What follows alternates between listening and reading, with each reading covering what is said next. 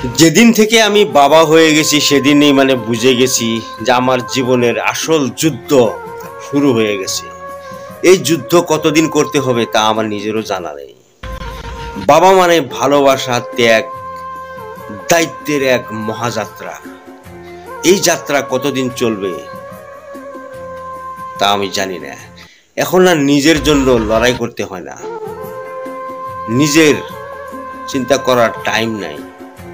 শুধু সন্তান কিভাবে একটু হাসবে, কিভাবে খেলবে, এটাই চিন্তা সব সময় মাথার মধ্যে ঘিলঘিলাইয়া থাকে।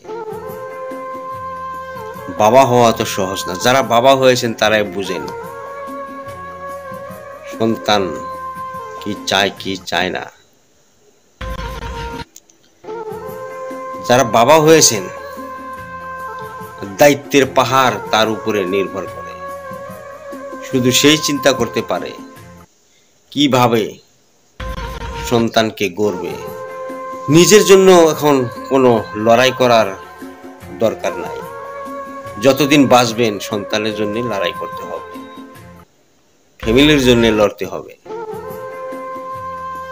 সন্তানকে ভালোবাসুন, সন্তান কিভাবে আগে যাবে সেটাই চিন্তা করুন। যখন বাবা ছিলেন না তখন তো নিজের জন্য খুব চিন্তা করছেন নিজেকে কোন স্টেপে দাঁড় করাবেন, কিন্তু বাবা হওয়ার পর নিজের চিন্তনটা ভুলে গেছি। এখন আর নিজের চিন্তা করার ক্ষমতা নাই। এখন প্রথমে চিন্তা আসে নিজের ছেলে মেয়ের, তারা কি করছে, তারা কি খাচ্ছে, এটাই শুধু চিন্তা। বাবা এক দায়িত্বের বোঝা, এটা আপনাকে বহন করতেই হবে। यही दुनिया का दस्तूर है मेरे दोस्त। বাবা হওয়া তো সহজ নয়। একবার বাবা হয়ে দেখেন। যারা বাবা হয়েছেন তারা নিশ্চয় বুঝছেন। আমার এই ভিডিওটা যদি ভালো লেগে থাকে সকল বাবাদেরকে আমি বলছি অবশ্যই শেয়ার করে দিবেন। চাই সন্তান ভালো হোক, চাই সন্তান খারাপ হোক, কিন্তু তার জন্য লড়াই আপনি করতেই হবে। এটাই দুনিয়ার নীতি। আপনি পৃথিবীর যে প্রান্তে থাকেন না কেন,